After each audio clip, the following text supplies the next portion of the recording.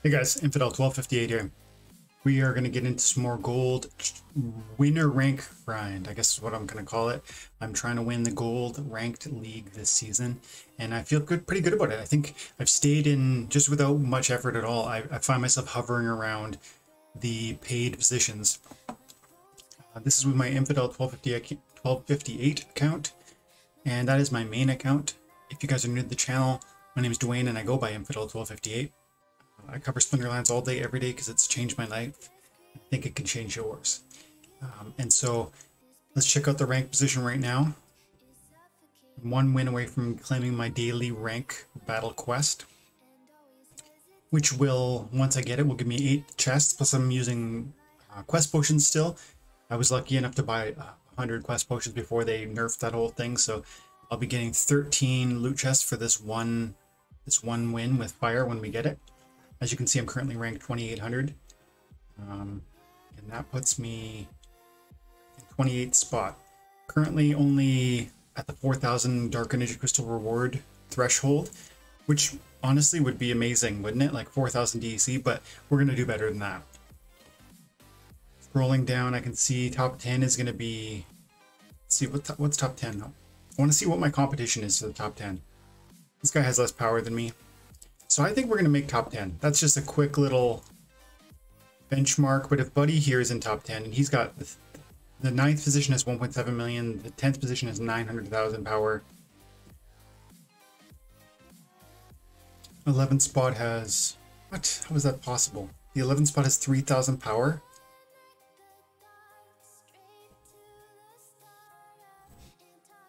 I think on the blocks is...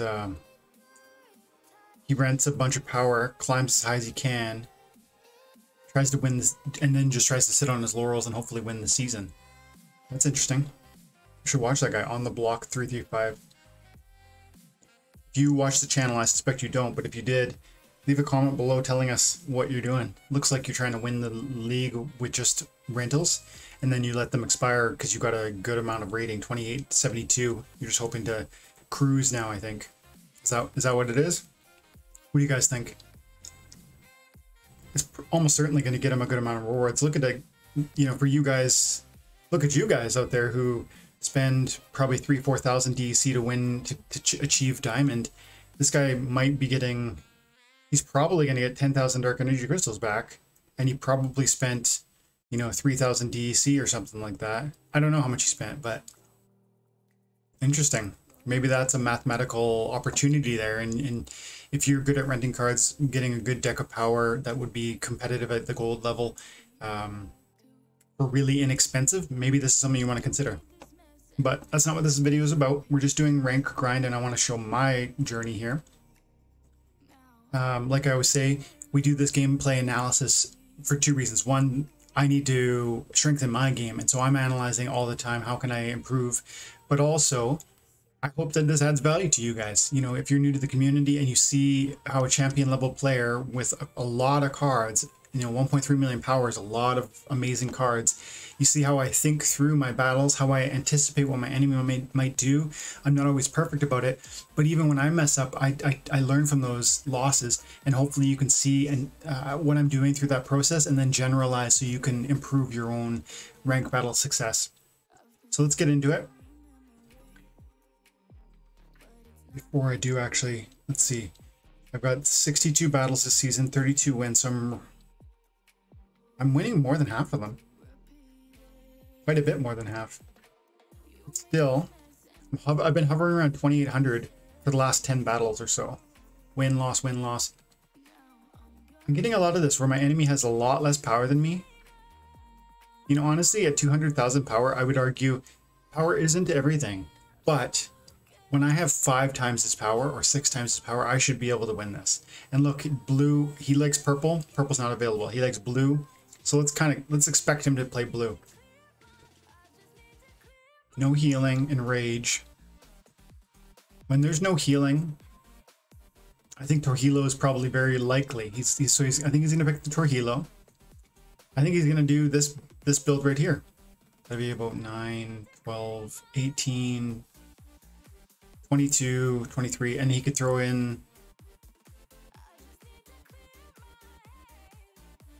Maybe that sneak attack. So that's what I'm expecting. I'm expecting a magic play.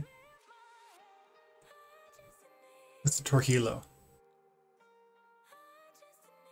I'd love to do my red because that would give me the opportunity, right? That would give me the chance to get the daily.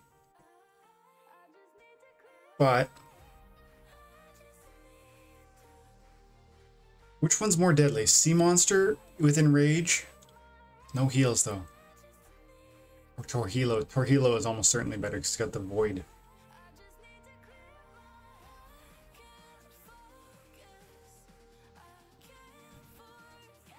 Run out of time. Okay. So I'm gonna try my red.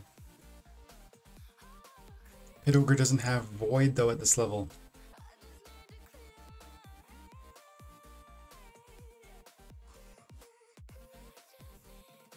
Run out of time. So I need to put Void at the front. So that's what I did there.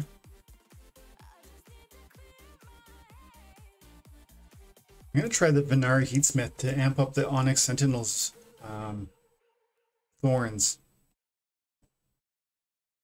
Let's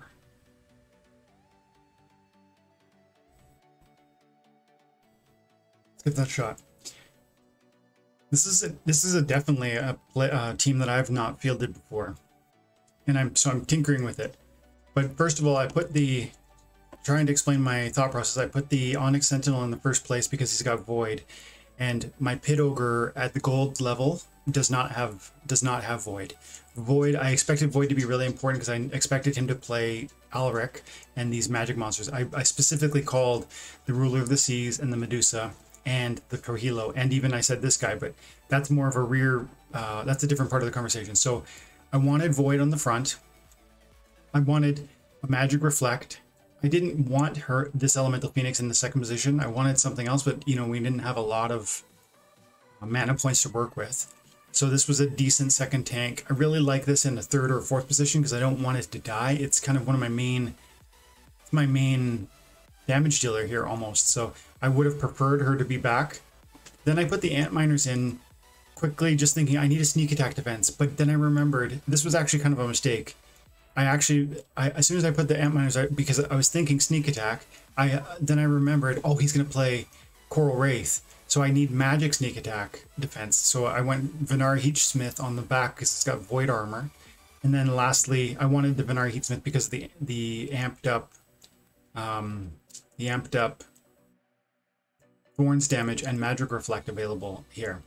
So, and then Elven Mystic, again, just knowing he was going to play magic, I wanted to nerf that a bit. I think I could be in trouble because I don't have any heals. He's got, you know, I think maybe I would have been a little better off if I put the Ant Miner in the second position just to give the Elemental Phoenix a bit more breathing room, or even frankly if I put the Elven Mystic in the second position. Not that I want to lose that monster, but it would have just given the Elemental Phoenix more time to live. We'll see. I am going to kill...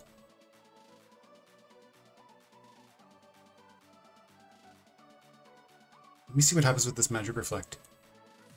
So I did see what happened there? Hang on, is that right? Yeah, awesome. So Ruler of the Seas just shot the Onyx Sentinel with 3 magic damage. 3 magic damage took here, did 2 damage effect because the Onyx Sentinel has Void. What happened next is that the blast damage from the Ruler of the Seas rolled over, hitting my Elemental Phoenix. That amount of blast damage should have been 2 damage to me, and I should have reflected half of that back. But I in fact sent 2 back because I'm amping up my Magic Reflect due to Venari Heatsmith. Nice. That might mean that I can manage to... I think I'm going to kill the Ruler of the Seas. He's going to kill himself, rather. I think. That stun is gigantic. I needed that stun. I need another stun here. I need another stun here. I think I'm probably in trouble. Yeah, I know I am now because I don't have a tank and they're just gonna take out my... Well, maybe not, because yeah, we're definitely in trouble. Because we got void damage and our archer is done. Yep, this is over.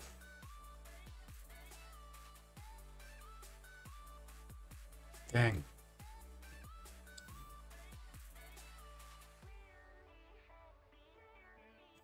250,000 power, I think that guy had.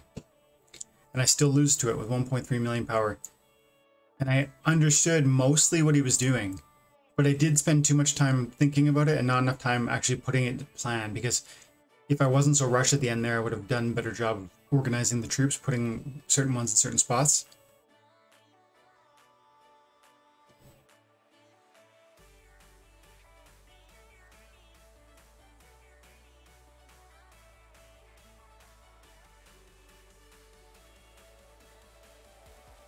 Well,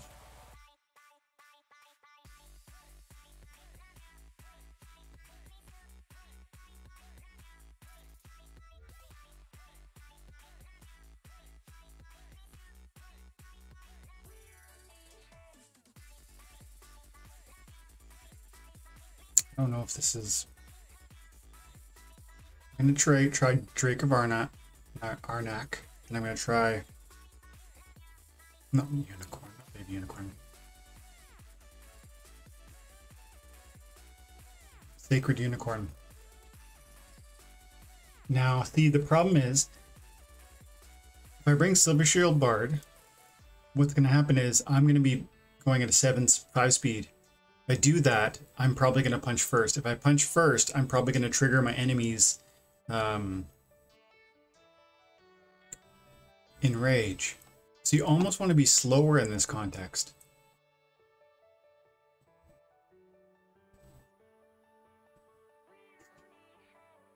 I gotta get... I need... I'm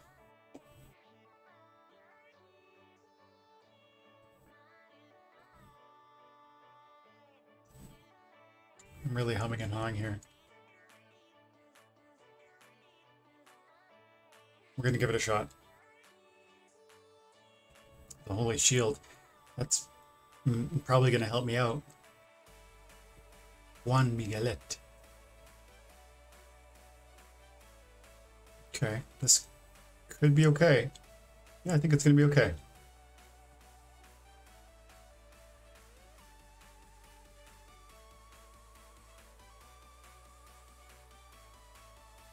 I still have my Holy Shield, don't I? Oh no, never mind.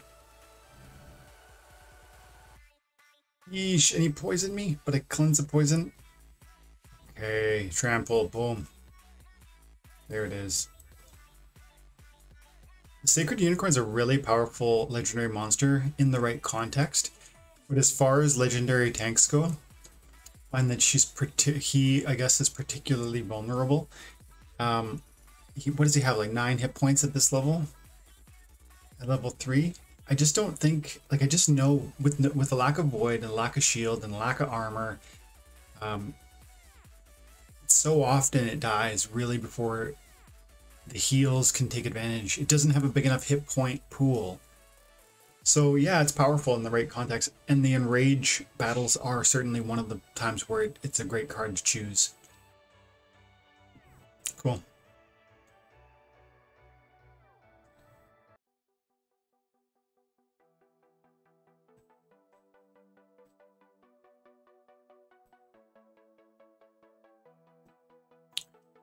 Not so sure about this. I feel like Black's the team.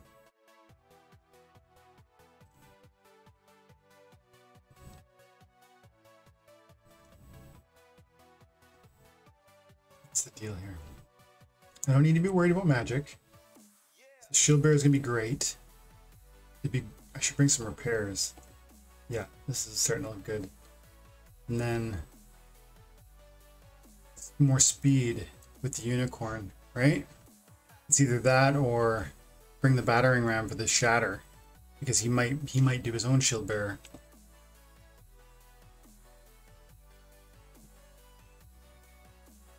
Unicorn for speed.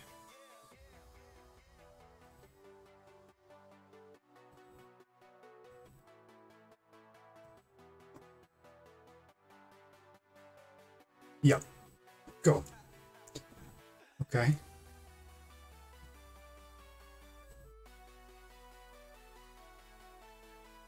So I didn't need the shatter, but I also didn't really need the baby unicorn. With the one extra speed, I'm gonna get enough speed probably. Okay, so this is interesting. I think I'm probably okay. And I say that because we've got a lot of armor, we have a repair, we have the assassin and the sandworm throw out a lot of damage. I've got the heal. The blast damage from the Magnor is so massive, hey? That just really... Come on, no poison on the Cerebus? Okay, at least we took out the Cerebus. Come on, come on. I need my assassin to get another chance here. Poison him! No poison! That's 2 rounds in a row with no poison. That's brutal. That's huge that I went there. Come on, please heal me up. Please let me live through this. Please let me live through this. Oh, he's gonna... Yeah, he's gonna... Hang on a second. I'm gonna heal through his attacks. Awesome. Wow, that was actually really close. I want to see like a lore event. I don't know if you guys ever played StarCraft, but StarCraft has this amazing world, this amazing lore-filled world that is so immersive and wonderful. And whenever they would release new animated shorts unpacking some of the battles behind it, some of the characters, some of the history, I was always captivated.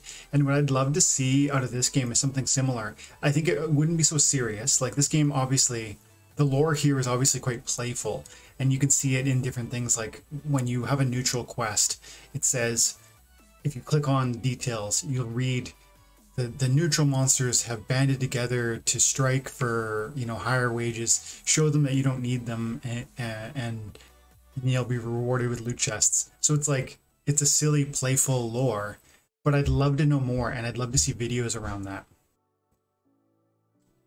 I'm actually going to call it there, but we're going to open this reward together before we do.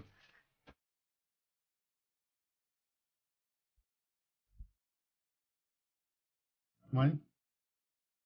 My daughter's here. She wants my attention. TV? Not right now, kiddo. You gotta do some chores or something, like we said. Okay, here we go. Let's open it. Do you want to see the loot chests? Okay, come. So this is Hazel, guys, and we are opening our daily loot chest, okay? Oh, crystal card. This is a new card. Crystal. Whoa, 1,300 crystals. That's actually a lot. That's $10 US roughly. No, maybe $8 US. Angel. So many angels. This one's good. It has all the angels. It's like a devil. It's like an angel, right? Uh-huh. Another But one. they both got wings. They've all got... Yeah, they do. They all have wings, you're right. Okay, guys, we're going to leave it there. Thanks for your time and attention. Stay tuned for more Splinterlands related content. And if you have any questions, leave them below. Appreciate you guys' time and attention. Thank you. Have a good day and God bless.